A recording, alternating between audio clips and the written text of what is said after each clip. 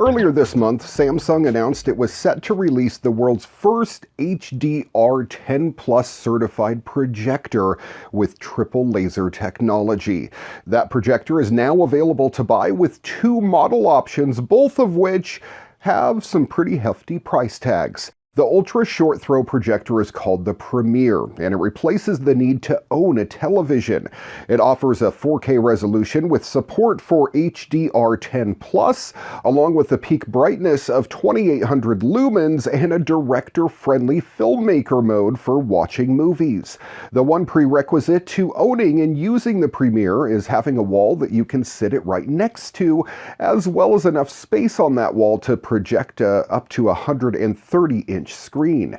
The announcement recently by Samsung confirms that both models are now available along with their pricing. The 120-inch model is priced at $3,499, and while that is certainly very expensive, well, it's nothing compared to the 130-inch model that Samsung is charging $6,499 for, if you want those extra 10 inches of screen space.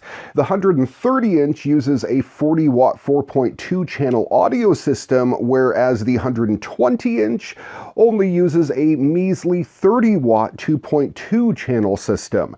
And the peak brightness on the 120-inch is 2,200 lumens.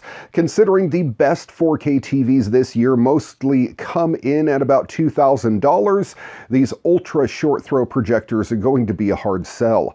You are getting a much larger display for sure for your money, and that lack of a big black rectangle dominating the room when you aren't using it, but it's still a big investment.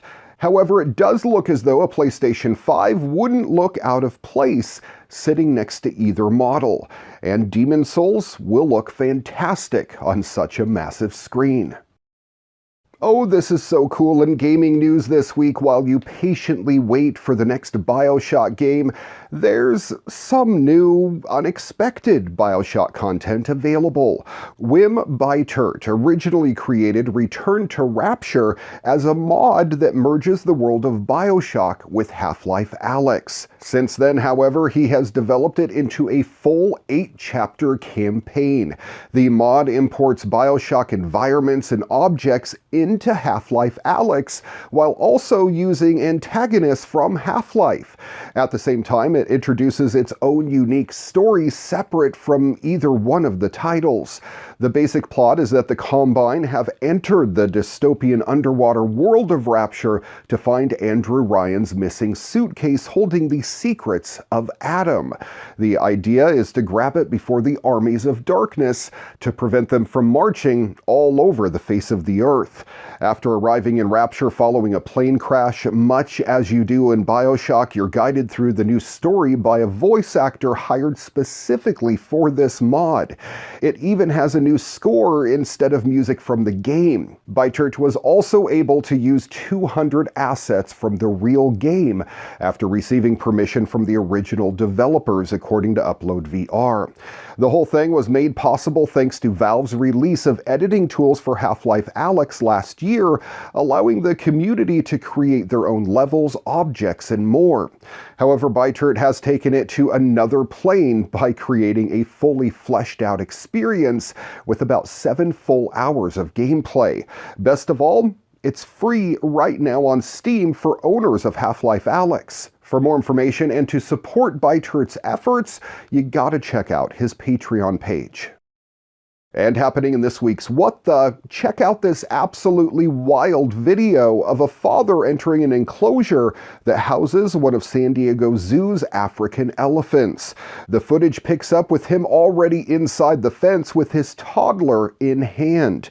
As shocked spectators look on, he has his back turned to the elephant. And before you know it, well, the beast is charging at him and the baby. Luckily, he notices just in time and scrambles to get out, but he almost forgets one important thing before fully exiting the area. his kid. He actually dropped the kid and almost ran away. He actually drops the child on the ground face first, and it's left incredibly close to the elephant's feet, which easily could have crushed her. The dad picks up the baby in time and makes a not so clean escape. All the while, the agitated elephant is roaring away and charging the fence. Now, if you're wondering if her pops, aka Jose Manuel Navarrete, had to pay a price for his stupid stunt, the answer is a resounding yes. He was arrested by San Diego police and booked on child endangerment charges. Navarrete is being held on $100,000 bail. As for the elephant, well, it's said the elephant is fine and doesn't face any life or death punishment for protecting its turf. Thanks for watching your weekly tech update. If you have a story you think we need to feature on the program, get in touch with me. Send me an email at djraymcneil@gmail.com.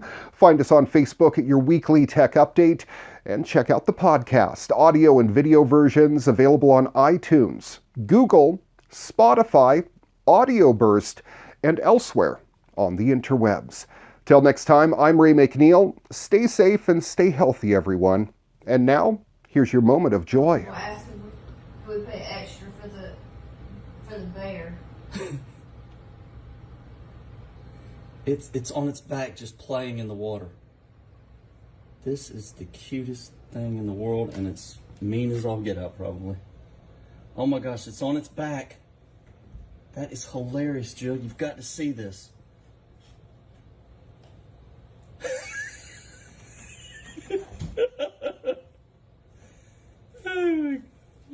Look, he's just chilling out. That was good. He's like, man, this is great. This is the life. And he tore all that. He knocked the grill over. I'm gonna have to tell this guy that we didn't do this. Oh, I got video last night. Oh, so you saw him come in? Yeah. Is that hilarious or what? Hilarious. It's just relaxing.